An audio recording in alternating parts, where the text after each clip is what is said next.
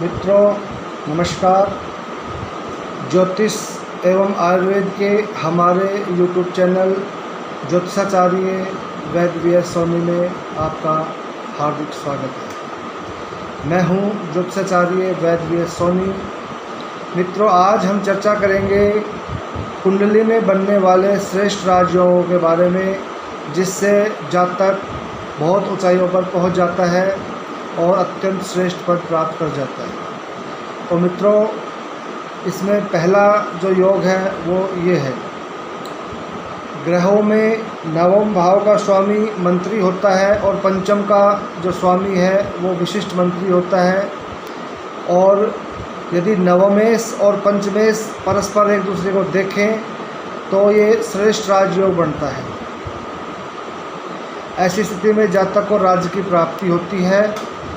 और वर्तमान संदर्भ में राज्य प्राप्ति का तात्पर्य शासन की शक्ति समझना चाहिए। तो मित्रों, ये था पहला योग।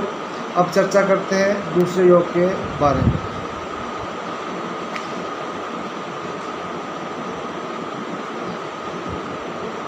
मित्रों, दूसरा योग है किसी भी जातक की जन्म कुंडली में एक साथ 4 या 5 ग्रह उच्च के होकर के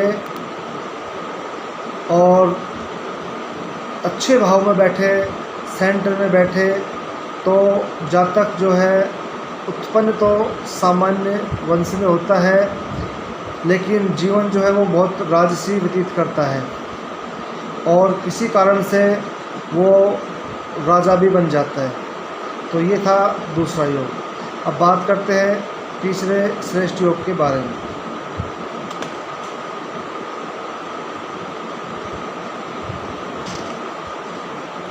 मित्रों, जो अत्यंत श्रेष्ठ राजयोग है तीसरे नंबर पे आता है और वो ये है एकादशेश की दृष्टि यदि एकादश भाव पर हो और दशमेश की दृष्टि दशमेश पे हो, अथवा दोनों ही भावपति अर्थात दशमेश का मालिक दशम में बैठा हो, 11वें का मालिक 11वें में बैठा हो, तो ऐसी स्थिति में जातक जो है राजा का मुख्य सलाहकार होता है।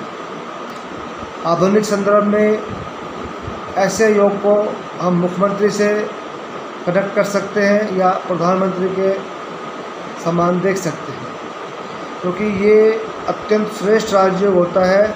ऐसी स्थिति में जातक राज्य का मुख्यमंत्री हो या देश का प्रधानमंत्री हो, तो ये जो योग है अत्यंत श्रेष्ठ है।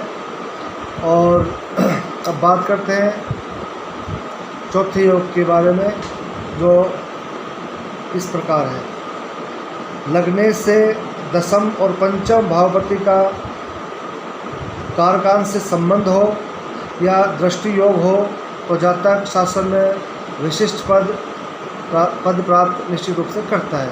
तो ये था श्रेष्ठ योग। और दूसरा जो योग है वो इस प्रकार से है। अमात्य कारक और आत्मकारक ग्रह की परस्पर युति हो। युति का मतलब होता है दोनों ग्रह साथ हों। अमात्य कारक और आत्मकारक ग्रह जो होते हैं वो दोनों साथ हों, तो जातक बहुत ही तीक्ष्ण बुद्धि वाला होता है और राजा का वो मंत्री होता है निश्चित रूप से। और नेक्स्ट जो है योग वो है इस प्रकार है। आत्मकारक और अमात्य कारक से नवम भाव में नवम भाव पद हो तो राजयोग कारक होता है। इस योग में जातक सर्वत्र जो है विख्यात होता है और हर कार्य में सक्सेस होता है। अब बात करते हैं अंतिम राजयोग के बारे में।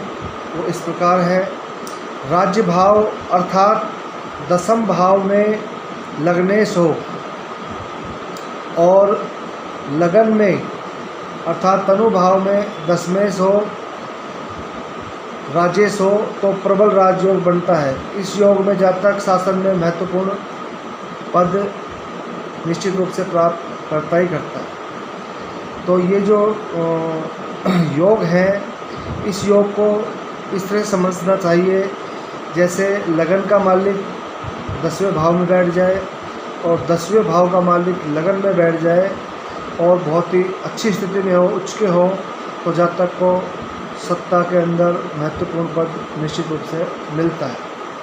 तो मित्रों, ये थे श्रेष्ठ राजयोगों के बारे में चर्चाएं। किसी भी जातक की कुंडली में अगर इस तरह से का कोई राजयोग बनता है तो जातक को बहुत बड़ा पद निश्चित रूप से मिलता है। तो मित्रों, अगर ये वीडियो आपको पसंद आए तो इसे लाइक करें, शेयर करें, सब्सक्राइब करें। नमस्कार मित्रों।